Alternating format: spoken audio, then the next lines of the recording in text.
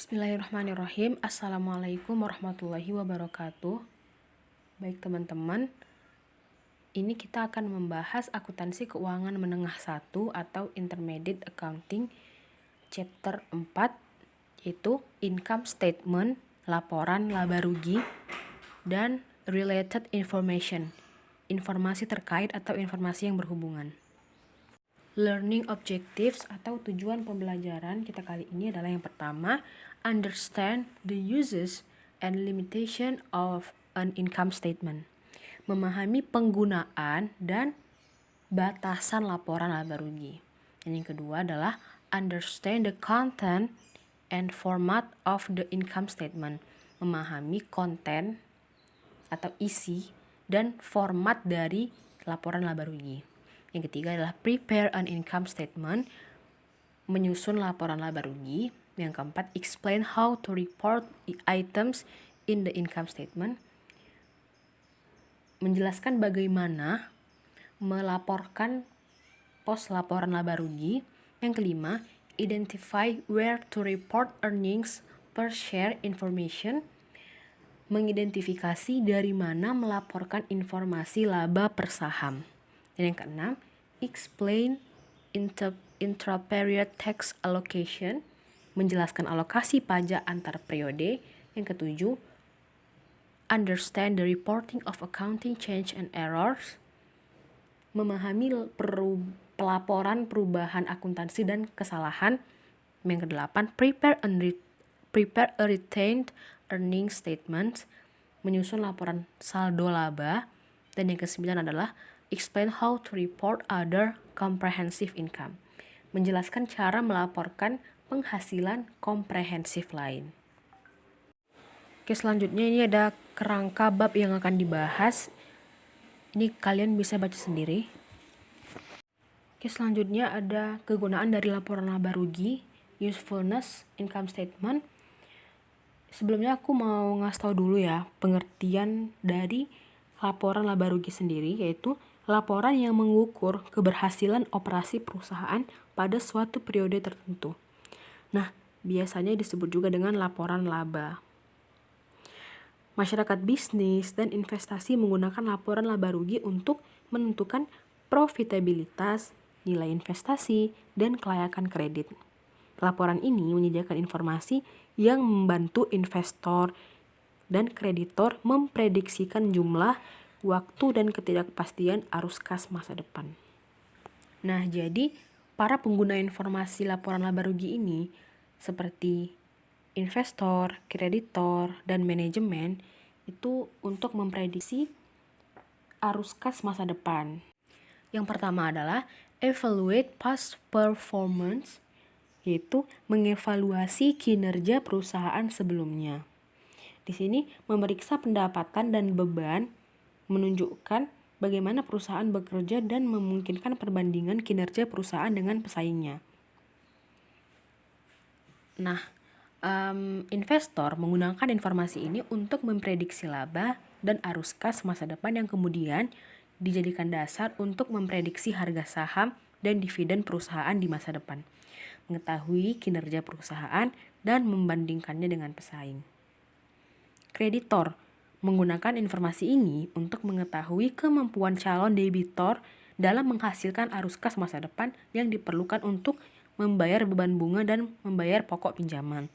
Dan manajemen menggunakan informasi ini untuk memprediksi pencapaian target laba yang berpengaruh terhadap bonus yang diberikan kepada para manajer. Yang kedua adalah predicting future performance, memberikan dasar untuk memprediksi kinerja masa depan. Yang tadinya itu mengevaluasi masa lalu dan sekarang untuk memprediksi masa depan.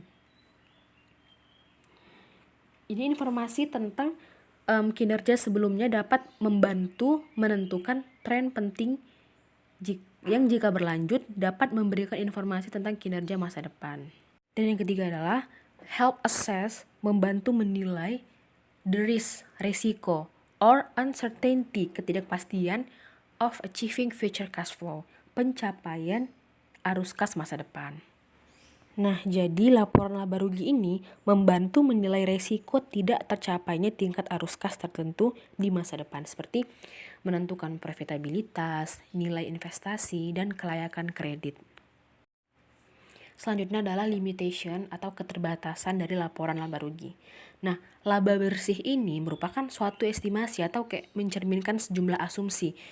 Jadi memiliki keterbatasannya itu yang pertama, companies, perusahaan itu omit items, menghapus item-item yang cannot be measured reliably, yang tidak bisa diukur secara akurat.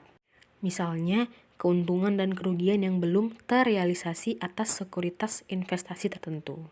Yang kedua, income atau laba yang dilaporkan is affected, dipengaruhi by the accounting methods employed, dipengaruhi oleh metode akuntansi yang digunakan. Jadi, jika dua perusahaan menggunakan metode penyusutan yang berbeda, maka laba yang dihasilkan juga akan berbeda.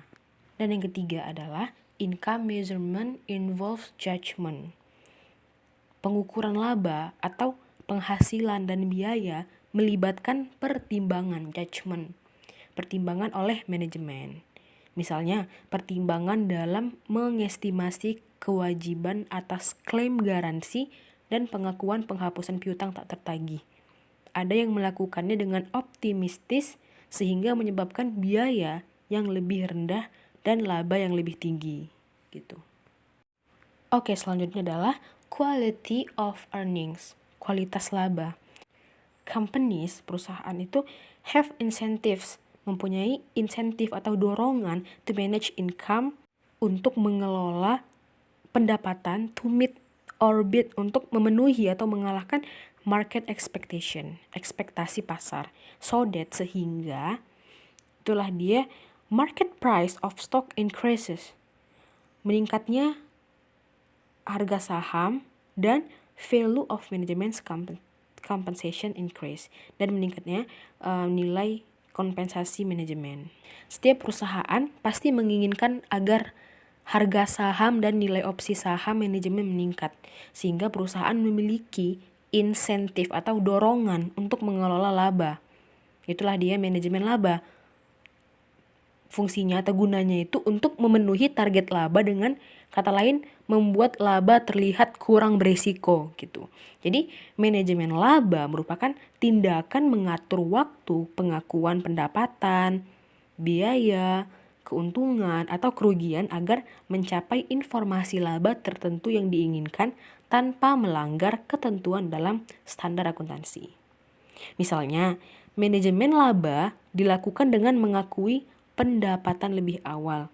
Laba perusahaan periode berjalan akan meningkat dan target laba akan tercapai, atau bisa juga dengan menggunakan pendapatan periode berjalan pada periode berikutnya untuk menaikkan laba periode mendatang.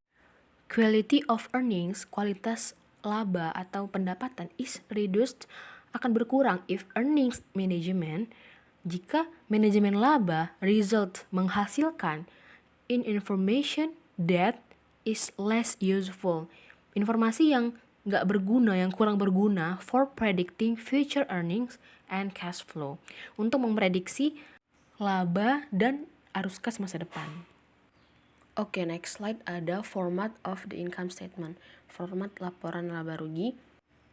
Elements of the income statement, unsur laporan laba ruginya yang pertama ada income atau pendapatan, dan yang kedua ada expense atau beban. Oke, yang pertama kita bahas dulu income atau penghasilan adalah increases in economic benefit, peningkatan atau kenaikan manfaat ekonomi during the accounting period, selama periode akuntansi,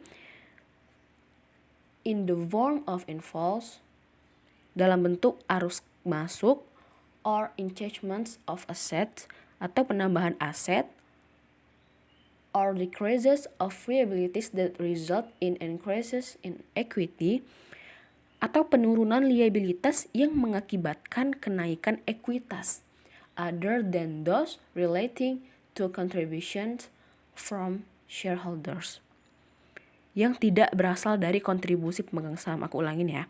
Jadi penghasilan atau income itu adalah kenaikan manfaat ekonomi selama suatu periode akuntansi dalam bentuk arus masuk atau penambahan aset atau penurunan liabilitas yang mengakibatkan kenaikan ekuitas yang tidak berasal dari kontribusi pemegang saham. Oke, selanjutnya income includes. Nah, income ini meliputi dari revenues and gains. Revenues adalah pendapatan and gains, keuntungan. Revenues adalah ordinary activities of a company. Pendapatan timbul dalam pelaksanaan aktivitas perusahaan yang ordinary, yang biasa, dan dikenal dengan sebutan yang berbeda. Seperti kita bisa lihat ya, sales, penjualan, fees revenue itu fees ya, jasa. Ada kurang S-nya. Fees revenue, penghasilan jasa, interest revenue, bunga, pendapatan bunga, dividend revenue, ada dividen, rent revenue, dan sewa. Sedangkan gains atau keuntungan may or may not arise from ordinary activities. Nah, kalau keuntungan ini mencerminkan pos yang lainnya yang memenuhi definisi penghasilan dan mungkin may or may not, dan mungkin timbul atau tidak timbul from ordinary activities, dari aktivitas perusahaan yang biasa. Seperti gains on the sale of long-term asset, keuntungan dari penjualan aset jangka panjang, dan unrealized gains on available for sale securities, dan keuntungan yang belum direalisasi atas sekuritas yang tersedia untuk dijual. Nah, yang kedua ini ada expense atau beban, yaitu bedanya adalah sama income itu, kalau income kan meningkat, kalau expense atau beban decreases in economic benefits, penurunan manfaat ekonomi during the accounting period, selama periode akuntansi, in the form of outflows or depletions of assets, dalam bentuk arus keluar atau berkurangnya aset,